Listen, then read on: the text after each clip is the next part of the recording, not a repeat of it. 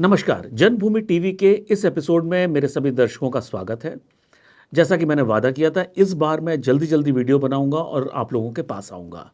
जो पिछले दिनों का गैप हुआ, बहुत सारी बातें जो देश और दुनिया की राजनीति की अंतर्राष्ट्रीय दुनिया में क्या हो रहा है, वो सब मैं नहीं बता पाया, तो उसको मैं जल्दी-जल्दी इस बार बताना चाहूँगा। सौभाग्य से या एक्सीडेंटली इस बार दिल्ली के चुनाव भी साथ में पड़ रहे हैं, तो बताने को बहुत कुछ है। जो मैंने अपने 30 साल के पत्रकारिता के अनुभव में देखा, समझा, वो आप लोगों के साथ मैं शेयर करना चाहूँगा। दिल्ली की राजनीति बड़ी विचित्र रही है। दिल्ली की राजनीति में जब मैंने पत्रकारिता में शुरू-शुरू में आया था, तो दिल्ली की राजनीति में बीजेपी के अलावा कुछ नहीं होता था। दिल्ली सरकार के पास चाहे जितनी भी पावर होती थी, लेकिन जो भी होता था वो बीजेपी ही होती थी। धीरे-धीरे मदन लाल खुराना, जो दिल्ली बीजेपी के पहले और आखिरी फेज़ होते थे, दिल्ली बीजेपी का मतलब मदन लाल खुराना होता था।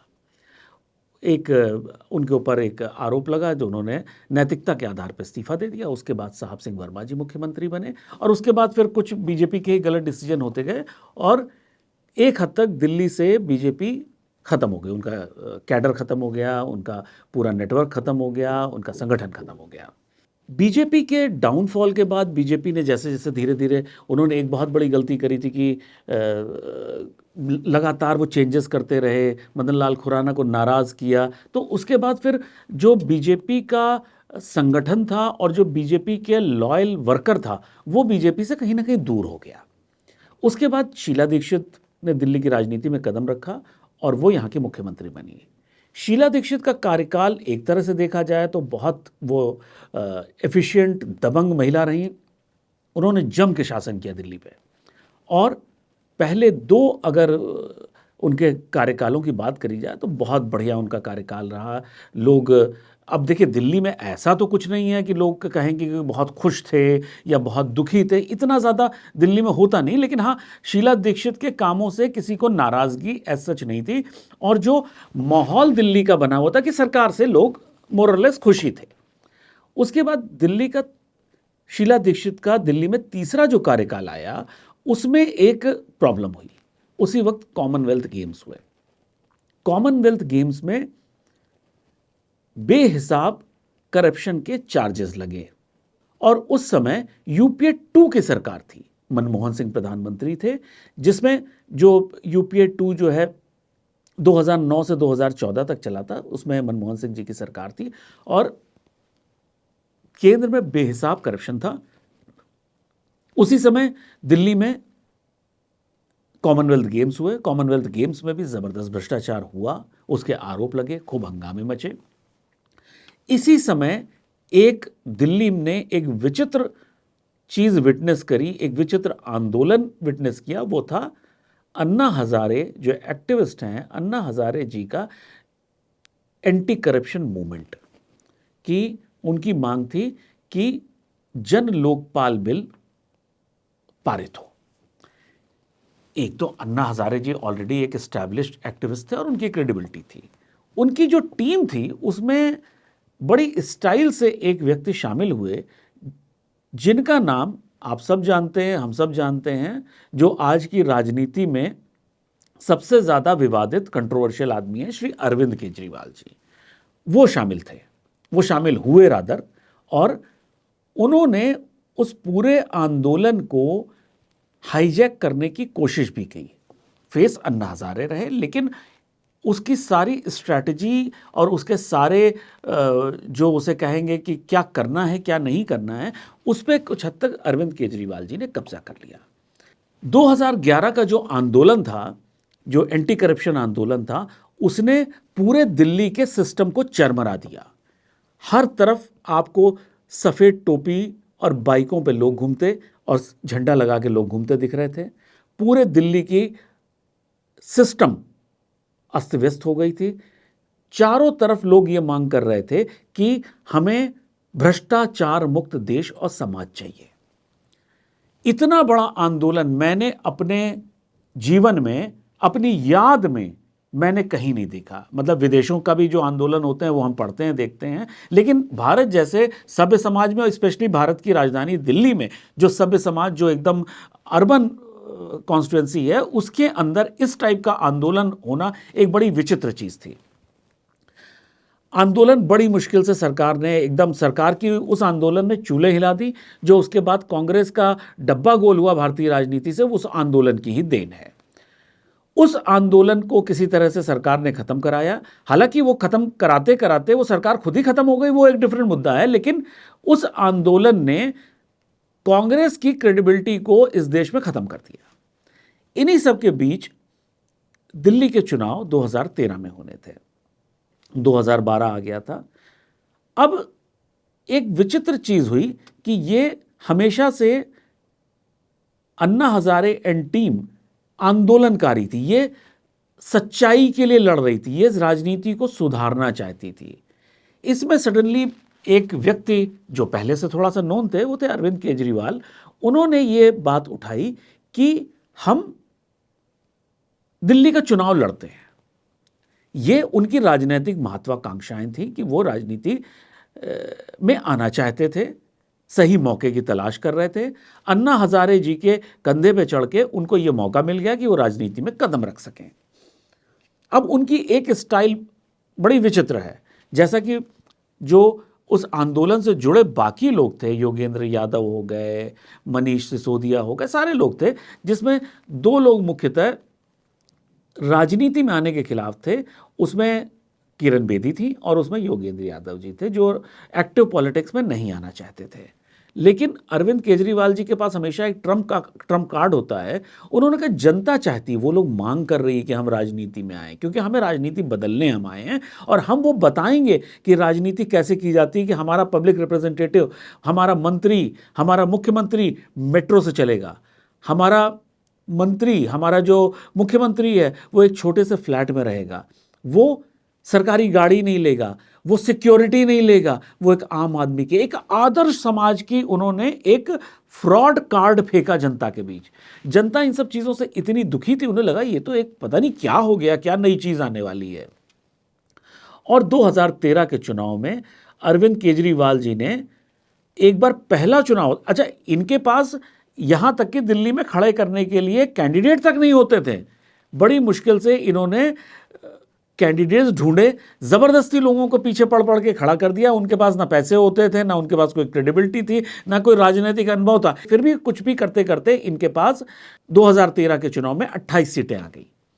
अब 28 सीटों के बाद ये सेकेंड लार्जेस्ट पार्टी बन गई। इन्होंने सारा का सारा कांग्रेस का जो वोटर था, कांग्रेस का जो सारा कैडर था, जो कांग्रेस का सारा संगठन था, वो अपनी तरफ खींचने की कोशिश की और काफी हद तक सफल हो गए। अब यहां पे एक विचित्र घटना और हुई कि जो उस समय दिल्ली की सबसे कद्दावर नेता होती थी शीला दीक्षित जी, वो खुद हार गई। अरविंद केजरीवाल जी ने बड़ा स्मार्ट कार्ड फेंका था, क्योंकि इनके पास खोने को कुछ नहीं था। ये जाके शीला दीक्षित जी के सामने खड़े हो गए नई दिल्ली सीट से कि मैं शीला दीक्षित को चैलेंज करता हूं।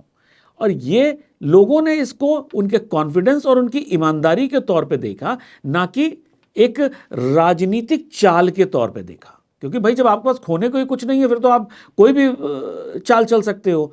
तो उनके पास चूंकि खोने को नहीं था, तो उन्होंने ये चाल चली और 2013 में इनकी 28 सीटें आ गई। उस समय मैं एक टीवी डिबेट बैठा हुआ था। ये मैं एक अलग से एक चीज़ बता रहा हूँ जो मेरा अपना व्यक्तिगत अनुभव है। जब हम लोग उस समय विवेचना कर रहे थे कि 32-33 सीटें बीजेपी की आई हैं, 28 सीटें इनकी आई हैं और थोड़ी सी सीटें 8-10 सीटें, शायद 8 सीटें कांग्रेस की आई थी। अब इसमें जो समीकरण बन रहा था कि वो अगर आम आदमी पार्टी कांग्रेस से समर्थन लेता है तो सरकार बना सकता है, या फिर बीजेपी से समर्थन लेता है तो सरकार बना सकता है, या बीजेपी को समर्थन देता है तो सरकार बन सकती है। इसके अलावा कोई चारा नहीं था। अब बीजेपी ने कह दिया था कि वो सरकार नहीं बनाना चाहती है। उसी समय ये जब रिजल्ट आए थे तो हमारे से एक साथी पत्रकार टीवी के लाइव डिबेट में बैठे हो, तो उन्होंने उसी समय केजरीवाल जी को फ़ोन किया और उनसे पूछा कि क्या आप कांग्रेस के साथ मिलकर सरकार बनाएंगे। केजरीवाल जी ने उस समय उनको एक तरह से, अंग्रेजी में स्नप कहते हैं, हिंदी में उनको कुछ हद तक झिड़क दिया कि आप कैसी बात कर रहे हैं कि जिनको हमने डिथ्रोन करके इतनी सीटें, हम कैसे ये काम कर सकते हैं। और एक हफ्ते बाद पता चला उन्होंने कांग्रेस से ही समर्थन लेकर सरकार बना दी।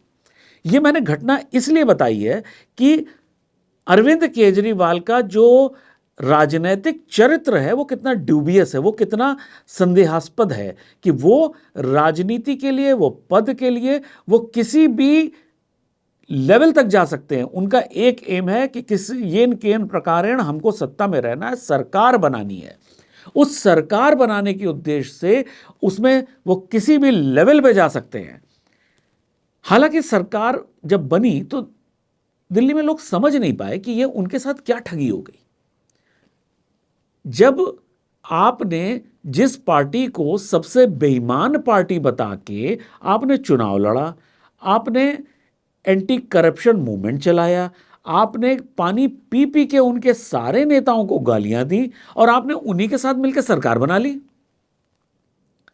लेकिन चलिए, राजनीति में सब होता है। भारत देश की जनता शायद इतनी भोली है, मैं तो कहूंगा कि उन्होंने इसको भी एक्सेप्ट कर लिया। लेकिन हाँ, उस समय अरविंद केजरीवाल जी को यह बहुत अच्छी तरह से पता था कि वो 28 सीटों के साथ ज़्यादा दिन सरकार चला नहीं पाएंगे, और उन्होंने अपना जो उनका मेन वादा था जन लोकपाल बिल का, उसको पास कराने की कोशिश करी, लेकिन कांग्रेस से समर्थन ठीक से ना मिल पाने की वजह से वो नहीं करा पाए, और 49 डेज में, 49 दिनों में उनकी सरकार, उन्होंने खुद इस्तीफा दे दिया। और शायद मुझे जो याद पड़ता है कि वो सरकारी बस में बैठ के गए थे इस्तीफा देने, और पूरा नाटक में अरविंद केजरीवाल जी के काम करने की स्टाइल यही है कि काम होना हो, नाटक पूरा होना चाहिए। तो नाटक उनका पूरा हुआ और पूरी हेडलाइंस बनी और सब कुछ हुआ। और खैर, उसके बाद उपराज्यपाल जी ने कुछ दिनों दिल्ली को चलाया और उसके बाद फिर से चुनाव हुए 2015 में। 2015 के जो चुनाव थे उस समय अरविंद केजरीवाल जी का काफ़ी हद तक ये इमेज बनी हुई थी कि ये आदमी कुछ ना कुछ राजनीति में कुछ परिवर्तन कर सकता है। ये शायद जिस आदर्श स्थिति की भारतीय लोकतंत्र में या दुनिया के किसी भी लोकतंत्र में एक कल्पना होती है, एक परिकल्पना होती है, उसको कहीं ना कहीं पूरा कर सकते हैं। आप यकीन नहीं करिएगा कि उस समय 2015 के चुनाव में कुछ हद तक अरविंद केजरीवाल जी ने अपने रंग दिखाने शुरू कर दिए थे, कि जैसे टिकटों में चंदा लेके टिकट देना, पैसे वाले कैंडिडेट ढूंढना, ये सब शुरू हो गया 2015 के चुनाव में। लेकिन वो सब आरोप थे, कोई सबूत नहीं था। पब्लिक डोमेन में बातें आ रही थी कि अरविंद केजरीवाल जी के पास जाओ तो पार्टी के पास चुनाव लड़ने का पैसा नहीं, चंदा दो और टिकट ले लो। किसी तरह से 2015 का चुनाव इन्होंने किया और दबा के लड़ा, जम के लड़ा, और 70 सीटों की विधानसभा में 67 सीटें आई। बीजेपी 3 सीटों पे समेट के रह गई, कांग्रेस 0 पे आ गई। और वो ऐसा टर्न था जहां पे कांग्रेस दिल्ली प्रदेश में धराशायी हो गई, उसका कैडर खत्म हो गया, उसमें उसके पास एक कार्यकर्ता ढूंढना मुश्किल हो गया। यहां से 2015 से अरविंद केजरीवाल जी ने अपने रंग अब दिखाने शुरू किए, क्योंकि आप झूठ सच करके, वादे करके आप सरकार तो बना लिया आपने, लेकिन अब आप जब डिलीवर करना है तो कैसे करोगे। उसी समय एक चीज और हुई कि अरविंद केजरीवाल का जो अनडेमोक्रेटिक या जो एक डिक्टेटर वाला एक राजनीति करने का स्टाइल था, वो उनके ही पार्टी के दूसरे नेताओं को जो एंटी करप्शन मूवमेंट से आए थे, जैसे कवि कुमार विश्वास हो गए और योगेंद्र यादव जी हो गए, इन लोगों से इनके संबंध खराब होने लगे, इनके कार्य करने के स्टाइल से लोगों को दिक्कत होने लगी। अब आप ये सोचिए, उस समय जब आप सरकार में नहीं थे, जब आप आंदोलन की बात कर रहे थे, तो लोग अपने प्रॉमिसिंग कैरियर को छोड़ छोड़ के विदेशों से हिंदुस्तान आए थे कि हम इस समाज को बदलने जा रहे हैं। वो सब बेचारे सड़क पे आ गए, क्योंकि आपको सरकार बनाने की लालच थी। अब यहां पे क्या हुआ कि अब ये डिलीवर कैसे करें, क्योंकि इनके पास ना कोई सरकार चलाने का एक्सपीरियंस था, ना कोई सरकार चलाने के लिए काबिल लोग थे, ना ये सरकार चलाना चाहते थे। जो सबसे बड़ी चीज थी कि हम कुछ करना ही नहीं चाहते हैं, हमें तो सिर्फ बातें करनी है। अब बातें करके कैसे चले, जब सवाल पूछा जाए तो जी हमारे पास पुलिस नहीं है, हमारे पास डीडीए नहीं है, हमारे पास लैंड नहीं है, हमारे पास फुल पावर नहीं है, ये करना शुरू किया। फिर एलजी हमें काम नहीं करने दे रहे हैं, फिर ब्यूरोक्रेसी केंद्र सरकार को रिपोर्ट करती है, वो हमें काम नहीं करने दे रही है। तो डेली बेसिस पे काम क्यों नहीं हो रहा है, आरोप लगा दो, काम क्यों नहीं हो रहा उस पर आरोप लगा दो। बस हर विफलता के लिए इनको एक व्यक्ति चाहिए था, एक सर चाहिए था जिसके ऊपर उस जिम्मेदारी को मढ़ दिया जाए। खैर, दिल्ली की जनता, भारत की जनता बहुत भोली है। इनका 5 साल का कार्यकाल इसी तरह से गुत्थम गुत्था कुश्ती आरोप प्रत्यारोप में निकल गया। 2020 आया, 2020 में फिर चुनाव हुए। अब यहां पे दिक्कत क्या हुई कि वोटर का भोला होने में या देशवासियों का भोला होने में कोई समस्या नहीं है, लेकिन कुछ ज्यादा भोला होने में और अपने अधिकारों को लेके इस हद तक इग्नोरेंट होने में समस्या है। जब 2020 का चुनाव आया तो फिर इनके पास यही मुद्दे थे कि हमें तो काम करने नहीं दिया गया, हमें तो एलजी ने हमें रोड़े अटकाए, यहां तक कि ब्यूरोक्रेसी के साथ मारपीट तक उनके टेन्योर में हुई। ये इस हद तक जो कभी नहीं हिंदुस्तान में सुना गया वो तक हुआ यहां पे। अब इसके बाद क्या होता है, 2020 में इन्होंने चुनाव लड़ा।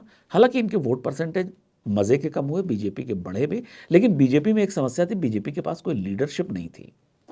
लीडरशिप ना होने की वजह से सबसे बड़ा नुकसान क्या हुआ कि जो एक ऐसा मानना है, एक ऐसी सोच है कि बीजेपी में हमेशा जो लोगों को पोलिंग बूथ तक ले जाने का काम आरएसएस करता है, वो आरएसएस ने अपने हाथ खींच लिए। आरएसएस एक्टिव नहीं हुआ उस समय। आरएसएस और बीजेपी में थोड़ा सा खिंचाव था और उसने वो काम नहीं किया। बीजेपी का जो अपना संगठन था वो बहुत हद तक डिमोटिवेटेड था, क्योंकि स्पेशली किरण बेदी जी को जो सीएम का कैंडिडेट बनाया गया था उसको लेके दिल्ली का अपना जो कार्यकर्ता था वो नाराज हो गया था। अब काम करने वाला ही कोई नहीं है तो कैसे होता। और इस कंफ्यूजन का कांग्रेस ने एकदम धराशायी थी, उसका कोई मतलब नहीं था। 19 में वो एकदम 20 में वो एकदम जो है साइडलाइन थी, बस नाम को चुनाव लड़ रही थी। और 20 में फिर अरविंद केजरीवाल जी का वोट परसेंटेज कम हुआ, लेकिन वो सरकार बनाने की स्थिति में आ गए और लगभग 5% वोटों में कमी हुई, लेकिन उसके बाद भी उन्होंने 62 सीटें जीत ली। अब जो एक तरह से इनका जो तीसरा कार्यकाल था या दूसरा पूरा कार्यकाल की अगर बात करी जाए उसकी हम विवेचना करें तो फिर वही कि काम करना नहीं और ब्लेम दूसरे को देना है। जो दिल्ली शहर की लाइफलाइन यमुना नदी, अगर कोई एक नया आदमी आए जिसे नहीं पता कि ये यमुना नदी के ऊपर से निकल रहा है, वो यमुना नदी को एक नाला समझेगा। इनकी एक राजनीति की स्टाइल मुफ्त, सब कुछ मुफ्त, सब कुछ मुफ्त, बिजली मुफ्त, पानी मुफ्त। चलिए भाई, लोक कल्याणकारी राज्य है तो आपको देना पड़ेगा, लेकिन आप राजनीति का आधार ही मुफ्त की रेवड़ियों को बना लीजिए तो कैसे चलेगा। और इन्होंने अपनी राजनीति की जो धुरी थी उसी को रखी, फ्री बिजली फ्री पानी। तो आज भी जो चुनाव में आज भी इनका यह है, जो कहना है कि अगर आपने बीजेपी को जिताया तो सारी मुफ्त की रेवड़ियां ये बंद कर देंगे, तो इसलिए हमें जिताओ। और ये दुर्भाग्य है इस देश का कि वोटर बाकी चीजें, कानून व्यवस्था, इंफ्रास्ट्रक्चर को छोड़ के 200 यूनिट बिजली के लिए वोट दे रही है। 2020 का चुनाव हुआ और उसमें यही चला और आम आदमी पार्टी जीत गई, अरविंद केजरीवाल जी फिर से मुख्यमंत्री बन गए। अब 2025 का चुनाव है। 2025 के चुनाव में अब एक विचित्र स्थिति हुई है कि आपने जो सारा खजाना है वो खाली कर दिया मुफ्त की रेवड़ियों पे। आपने बिजली फ्री बांट दी, पानी फ्री बांट दिया, डीटीसी की यात्राएं मुफ्त कर दी और मदरसों को चंदा दे दिया, मौलवियों को चंदा दे दिया, वक्फ बोर्ड को एम्पावर कर दिया। अब समस्या ये है कि जो इंफ्रास्ट्रक्चर पे काम होना था, जो सड़कें बननी थी, जो सीवर बनने थे, जो स्कूल बनने थे, जो अस्पताल बनते थे, उसमें कोई काम ही नहीं हुआ। आज लोग बताते हैं जिन इलाकों में 10 साल पहले सीवर की कोई प्रॉब्लम नहीं थी, सड़कों की कोई प्रॉब्लम नहीं थी, आज उन इलाकों में सड़कों पे 1-1 फीट का गटर का पानी है, क्योंकि काम ही नहीं हुआ, पैसे ही नहीं है सरकार के पास। आप हर चीज़ में सरकार, केंद्र सरकार पर डालो। ये जो काम करने की स्टाइल अरविंद केजरीवाल जी की रही, उसने इनको सरकार तो चलाने दी, लेकिन दिल्ली का इंफ्रास्ट्रक्चर पूरी तरह से कोलैप्स कर दिया। अब मैं अपने इस वीडियो को थोड़ा सा ख़त्म करना चाहूँगा कि अब ये समय आ गया है ये सोचने का कि दिल्ली के लोगों को गुड गवर्नेंस चाहिए, इंफ्रास्ट्रक्चर चाहिए, महिला सुरक्षा चाहिए, अच्छा लॉ एंड ऑर्डर चाहिए। हालांकि लॉ एंड ऑर्डर इनके हाथ में नहीं है, लेकिन राज्य सरकार का फिर भी बहुत इंपॉर्टेंट रोल है उसमें कि आप अगर उनके साथ मिलजुल के काम करेंगे तो एक डिफरेंट स्थिति होगी, और आप अगर पुलिस से झगड़ा करते रहेंगे तो डिफरेंट स्थिति होगी। या आपको 200 यूनिट बिजली चाहिए। आज के लिए सिर्फ इतना ही। बहुत जल्दी एक और वीडियो के साथ मिलेंगे। नमस्कार।